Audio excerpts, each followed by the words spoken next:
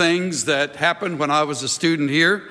Bill mentioned, we've all done a lot of rotten sins. I've been with Bill when he's done a lot of those rotten sins. That's part of the reason I chose that hymn for us to sing today. You know, the definition of an optimist is a person who plays a trumpet and carries a pager. It'll take a moment for you to... Just a joke, Bill. It's just a joke. Having a little fun with me. I remember one cold winter morning back when Dr. Walford was president, and we had a few Saturday morning classes, and one of my Saturday morning classes was taught by S. Lewis Johnson, Dr. S. Lewis Johnson, now gone, and taught a lot of us on the platform Greek, and for some of us it was more of a challenge for him than for others. And I happened to be walking along as he was making his way to the class. He hated cold weather, had a big heavy black coat on, a hat on, and he's from Carolinas, and so this kind of cold weather for him was unusual. And he said, I said, "Good morning, Dr. Johnson." He said, "All right." I said, "How are you?" "Not well." "You know the problem with this school, Chuck?" I said, "No, sir." "Run by a bunch of Yankees."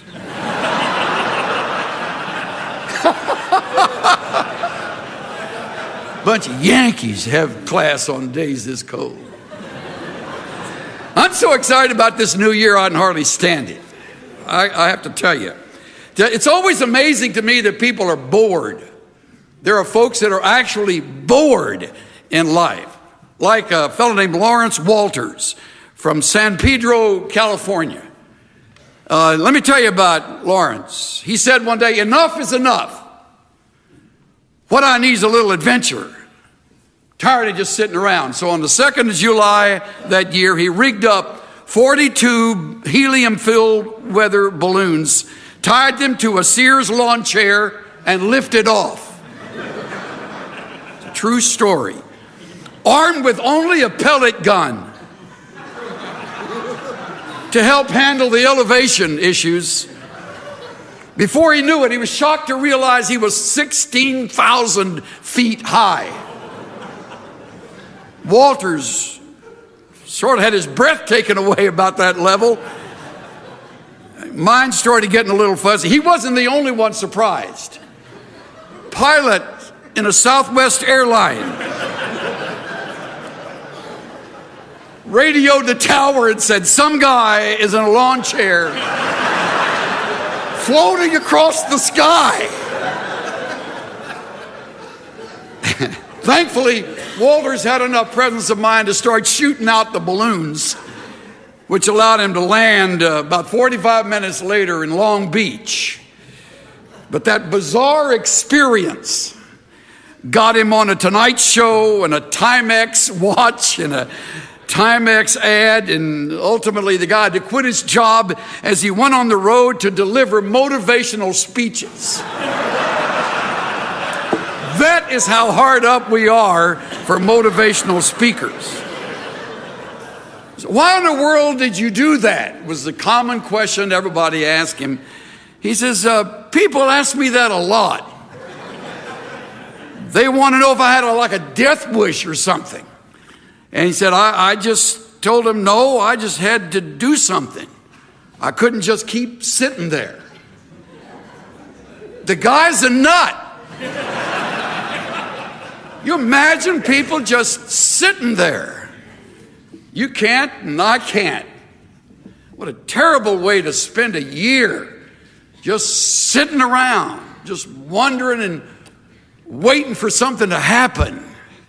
With years unfolding like these years, the best years of our lives, and the best is yet to come. We just sang about it. Now, how exciting is it that we can walk into 12 new months. Well, half of it's already gone. So 11 and a half of the months now that are unrolling in front of us, which I want to talk to you about. And I want to warn you too, before we get into these months very far, that there are dangers lurking. A couple or three of them that came to my mind as I put my thoughts together. There's a danger of our walking in the flesh instead of the spirit, and suffering the consequences, not walking by faith, but walking by sight, which fills our lives with worry, stupid worries. Then there's a danger of planning every detail, right down to the gnat's whisker, and forgetting the most important part of all, and that's praying for direction as we walk into these 11 and a half months that remain. And the danger of running ahead of God rather than waiting for Him to open doors and to make the path straight and to clear the obstacles instead of our trying to move them out of the way ourselves. And that constant battle everybody has with worry. Chances are good your worry list is longer than your prayer list. You're all worried about some big thing on the horizon, and it's a very real probability it'll never happen. My worst worries and fears never realized throughout my life. And of course, the greatest of all the worries is the worry regarding when our last day will come. That's a serious issue. Of course it is. Peter Marshall, while he was chaplain of the Senate during the days of the Second World War, loved to tell the story. It was an old legend of a merchant in Baghdad who one day sent his servant to the market. And before very long, the servant came back white and trembling, and he said to his master, "Down at the marketplace, I was jostled by a woman in the crowd. And when she turned and looked at me, I looked right in the face of death. Death jostled me. She made a threatening gesture. And he said, 'Master, please lend me your horse. I must hasten to avoid her. And I will ride to Samaria, and there death will not find me.' Of course, the master lent him his horse, and he galloped away. And that afternoon, the same master made his way into the market, ran into the same old woman, walked up to her and said, 'Why did you frighten my servant this morning? Why did you make that threatening gesture?' Her response was, 'That was not a threatening gesture.' Death said, 'It was only a start of surprise. I was astonished to see him here in Baghdad. You see, I have an appointment with him tonight in Samaria.'"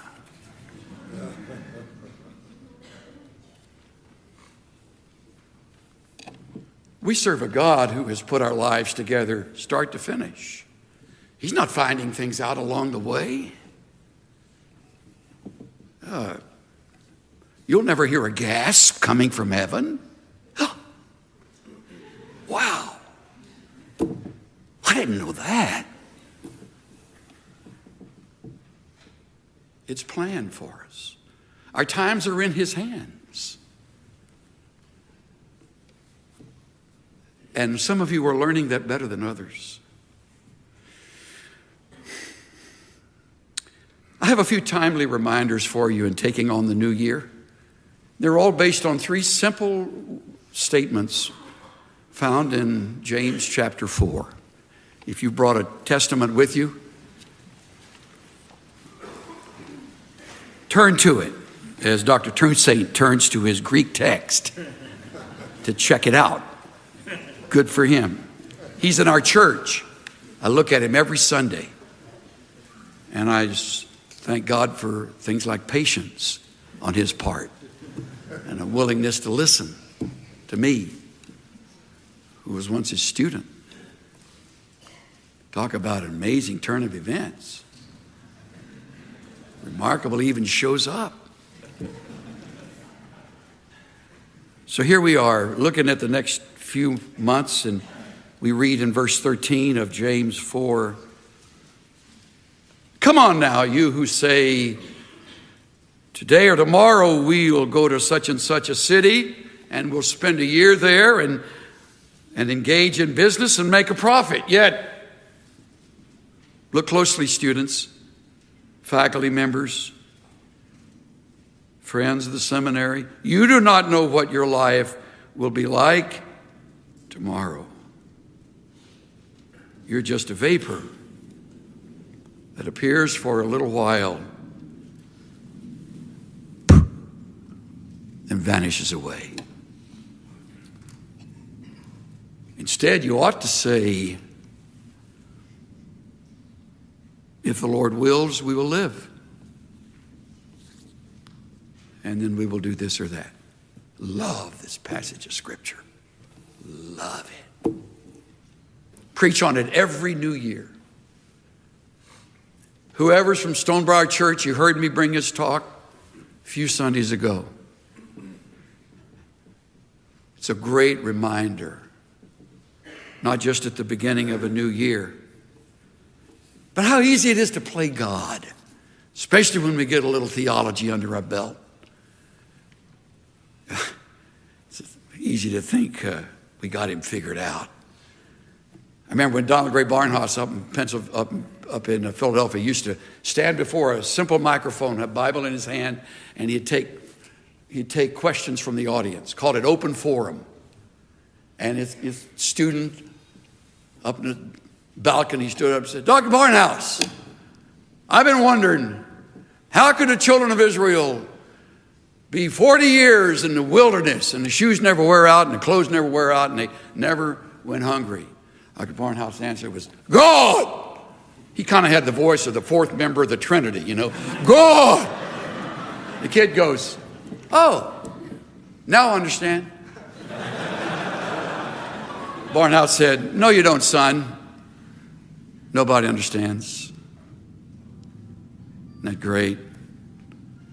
Nobody understands. We got an old year that's passed. We got a new year coming. And if we're not careful, we'll follow our own rules. Look at verse 13. Here are our rules. Our rules. First, we choose our time, today or tomorrow. See, we're making plans. We got our day timer, or whatever form you use to help organize your life. So we choose our own time, today or tomorrow. Second, we select our location. We'll go to such and such a city. January, I'm going to be in Dallas. Come July, I'm going to be in Phoenix. Come September, hope to be, and you name that. We choose the location. We select the place we're going to be. Third, we limit our stay. See what it says? We'll spend a year there. So this guy's really got his life organized. And then we arrange our activities. We will engage in business. We even predict a profit. We will make a profit. It's all in verse 13. That's exactly what we do in unguarded moments. I do it when I'm not thinking more wisely. I set out a plan. I got the year in front of me. I love getting my book and going through January and February and March. I get all this thing I've done all the way through December, as if I'm going to live to see December. I don't know I will. Got it all planned out. Now understand, James is not criticizing good planning. He's not advocating being haphazard about our lives, being disorganized. Book of Proverbs, which I'm reading with one of our grandsons. Every day we're going through a chapter in the Proverbs. We're going to do it all year long. Here I go again. Maybe. We're going to go through it all year long. If I'm still around, if he's still around, what a thought. But Proverbs is talking about organizing your life. What he's addressing is demonstrating mistaken confidence. Stop that. Stop that kind of presumptuous living. In fact, look at the very next verse. You do not know what your life will be like tomorrow. Isn't that a remarkable thought? We planned out tomorrow, but we don't know what our life will be like tomorrow. I put together a few tomorrows. It's a Thursday. The date is April the 13th. The Secretary of War is Edwin Stanton. He's making plans in the White House for a celebration. Flowers have been ordered. Banners have been raised. The name, Ulysses S. Grant, Victor. It's going to be spread all over. The war, this terrible war between the states. Finally, the bloodshed is ending. They're going to celebrate. And then, in the words of Jay Winnick, then came the bullet that bore into his brain. 1865, April 14th. Good Friday. The president's assassinated. The day before, they didn't know a thing about that. Oh, they got the security all buttoned down. President's okay, safe. Thank God the newspapers are finally getting beyond the ugly criticism of this buffoon of an ape-like president, they called him. Now he's dead. Travel with me ahead over 75 years later. It's a Saturday afternoon, and a naval officer and his wife are, of all things, finishing the decorating of their little apartment as they're enjoying a wonderful tour of duty at Pearl Harbor. December 6th. We'll sleep in tomorrow morning. Got our apartment ready. This is going to be great. Wonderful night of romance together. And boom, the place comes apart the next day. Tomorrow, December 7, 1941, Sunday morning, when all hell broke loose. They never thought of that the day before. He didn't know what their life would be like tomorrow. You and I were not alive in that first tomorrow. Many of you weren't alive in the second I mentioned. Let me mention one where we all were. Monday Night Football. What a great game it was. Had a terrific time. The guys on the TV talked too much, so I had it on mute. Just enjoyed the game, Cynthia and I and two or three friends. We had over in our little home here in Dallas. September 10, 2001. And I'm eating a bowl of cereal on Tuesday morning in the kitchen, standing up, which is my style when I have breakfast. Not that I'm driven, but... And I click on the TV, it's still on mute. And I'm looking at what looks like a Bruce Willis movie. And I'm thinking, how in the world did they film that? I got a son at School of the Recording Arts down in Florida where they do these animations. And I'm thinking, well, he would know how they did that film. And all of a sudden, boom, a plane goes through the second tower. And I scream for Cynthia. And we call our kids. We couldn't get through to one of them. Inside for Living was at that time in a place called EDS, in temporary quarters as our building was being built. And boy, that place shut down. It looked like we were at war. We were. Tomorrow. Isn't that amazing? I mentioned a Thursday in a week. I mentioned a Saturday afternoon, and in an otherwise delightful week, I mentioned a Monday, where, by the way, I read later, 12 investors had met on the 101st floor saying, tomorrow morning we meet and carry out this plan. Come early. And they did. And they never got out of the South Tower. You do not know what your life will be like tomorrow. Nor do I. Suddenly it makes sense, doesn't it? Oh, James, writing way ahead of his time.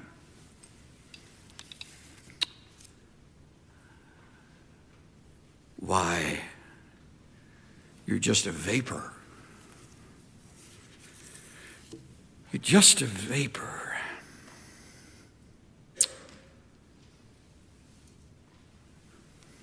Shakespeare writes in Hamlet, Macbeth, he writes, if you can look into the seeds of time and say which grain will grow and which will not, speak then to me. No wonder there's such a run on astrologists. Stupid game plan in life. Guide your life by the stars. They don't know either. But we long to know people who know tomorrow. I got a friend who lives in Santa Barbara Canyon. He said, Chuck, when the fire hit, it came like a 50-mile-an-hour flood of flames. He says, I looked up and I saw the smoke and I started making a list. I called my dog over and I got my dog next to me and I'm putting my list together. And I got out of there with a car, a dog, and my list. Lost everything else. You don't know what your life's going to be like tomorrow. So, what do we do? Let me give you some things to write down. I've said one of them over and over again, so you hopefully have put that down. You have no knowledge of what tomorrow holds. We have a church out in Frisco filled with people who didn't know what their year held. Before the year started, they didn't know that by the end of the year they'd be unemployed. Whole bunch of white-collar workers unemployed now. Not just white-collar workers. One lady didn't know she'd face serious surgery. When they cut her open, they just sewed her back up. It's inoperable. Healthy looking, attractive, a young grandmother. One family didn't know they'd lose the man of the house. 50-year-old pilot with Delta. Layover in Amsterdam. He and his co-pilot friend, flown together for years, went to school together. Decided on their layover, because you have to lay over to get your sleep back so you feel okay to fly back across the pond. And while they're in Amsterdam, this pilot friend of mine and the co-pilot they say to each other, let's go bike riding. Boom, hit by a bullet train, gone. Could hardly find their remains. The family didn't know they'd be without a man of the house. This isn't dramatic stuff where we made a movie out of. This is real stuff. I can give you names to every one of these people. It goes on. There was a family that discovered their 15-year-old son is now on drugs. At the top of his class. Got a drug problem he's kept secret for 2 years. He also been messing around with pornography. All that's come to light. The other side is we have a couple that thought they'd be single forever, and they've fallen in love with each other, and they can hardly wait to get married in April. They didn't even know each other at the beginning of last year. How exciting is that? I got a pastor friend who was at Schofield Memorial Church, and he's now in Fargo, North Dakota. Ah! And I'm driving along in my truck yesterday, and I hear in Fargo it's 37 below zero. I prayed for Matthew St. John. We have friends from that church, his friends that are from that church that were visiting our church a few Sundays ago, and they took my hand like they were about to pass out, and they said, pray for our new pastor. He has no idea what winter is like. I mean, we shut down schools when it gets to 20 in Dallas. 37 below zero. I could go on. You do not know. How about finances? How about finances? I would like to announce today that we're going to take that 200,000 surplus and give it to all the students. I would like to announce that. We're not going to do that, but I would like to announce that today. Yancey wrote this in the last page of the January 09 issue. Listen to this. As analysts began picking through the ruins of the financial collapse, they started dusting off old-fashioned words like greed, moderation, integrity, and trust. When executives line their pockets at the expense of employees and shareholders, when banks make speculative loans with little likelihood of payback, when borrowers walk away with good faith contracts and the system collapses. A functioning economy is held together by a thin web of trust. If you doubt that, visit a country where you have to pay bribes to get action, and you must count your change after every purchase. Then this. The same week that global wealth shrank by $7 trillion, Zimbabwe's inflation rate hit a record 231 million%. In other words, if you had saved $1 million Zimbabwean dollars on Monday, by Tuesday it's worth $1.58.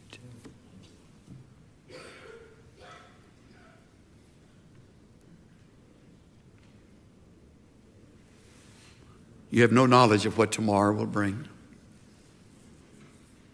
Second, you have no assurance of a long life. I preached this many times before I ever let the text say what it's saying.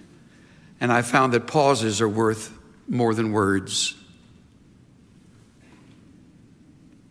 You are just a vapor, appears for a little while, then vanishes away. Instead, you ought to say, if the Lord wills, we shall live. Pause. And if the Lord wills, we shall do this or that. You have no assurance of a long life. You see the word he uses to describe our lives? Vapor. Atmis, A-T-M-I-S in the Greek. We get our word atmosphere from it. Puff of smoke is the way one renders it. Another, a wisp of fog. All these hot shots running around three-piece suits looking like big deals. Driven around in limousines, think they got life by the tail. Their life is like a wisp of fog. I bury them earlier, younger now than ever in my ministry. I should have kept a record of the 40 and 50-year-olds I've buried in the last 2 years. It's remarkable.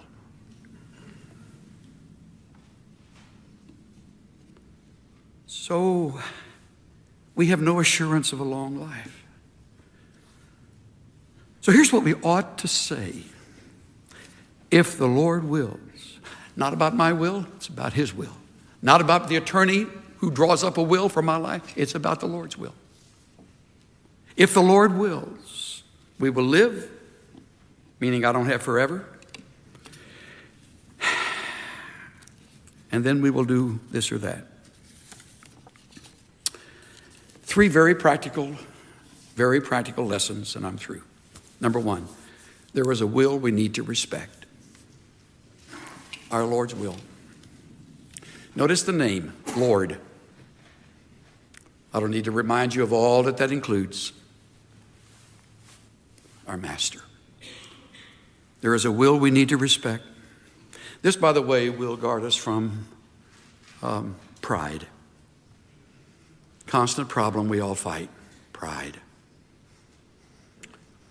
If the Lord wills. Second, there is a destiny we need to remember. This will guard you from presumption. I say work hard. I say give it your best. These are the only few years you'll be at this place. Give it everything you've got. Grades will take care of themselves. Give it everything you've got. Because there's a destiny you need to remember. We're all going to wind up there. And it doesn't mean you run scared, okay? I was in the grocery store the other day. A very old lady was shopping next to me.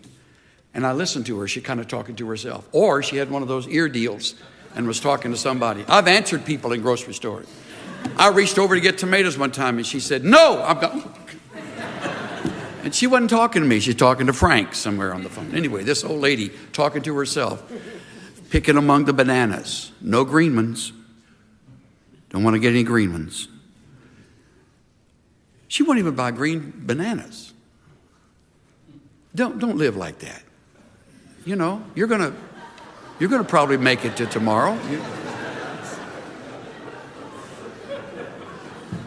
So there's a destiny we just need to be remembering.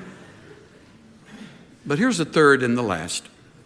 There's a life we need to realize.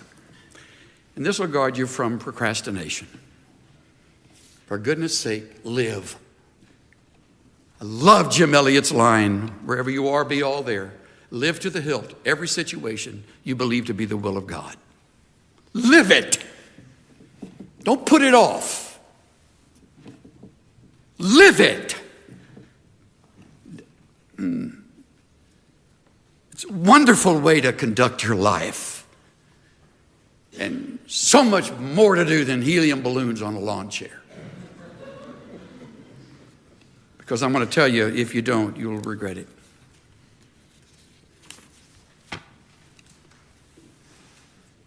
My brother-in-law opened the bottom drawer of my sister's bureau and lifted out a tissue-wrapped package. This, he said to me, this is not a slip. This is lingerie. He discarded the tissue and handed me the slip. It was exquisite silk, handmade, trimmed with a cobweb of lace. The price tag with an astronomical figure still on it, still attached. Jan bought this the first time we went to New York, at least 8 or 9 years ago, but she never wore it. She was saving it for a special occasion. Well, I guess this is the occasion. He took the lovely slip from me and put it on the bed with the other clothes we were taking to the mortician. His hands lingered on the soft material for a moment, then he slammed the drawer shut. Stood there and then said, don't ever save anything for a special occasion. Every day you're alive is a special occasion. I remembered those words through the funeral and the days that followed, when I helped him and my niece attend to all the sad chores that followed an unexpected death. I thought about them on the plane ride returning home from the Midwestern town where my sister's family still lives. I thought about all the things she hadn't seen or heard or done. Thought about the things that she had done without realizing they were all special. I'm still thinking about his words to me, and they've changed my life. I'm not saving anything now. We use our good china and crystal for every special event, such as losing a pound, getting a sink unstopped, the first camellia blossom in spring. Someday, and one of these days are losing their grip on my vocabulary. If it's worth seeing or hearing or doing, I want to see and hear and do it now. Now. I'm trying very hard not to put off, hold back, or save anything that would add laughter and luster to my and our lives. And every morning when I open my eyes, I tell myself, this is a special day.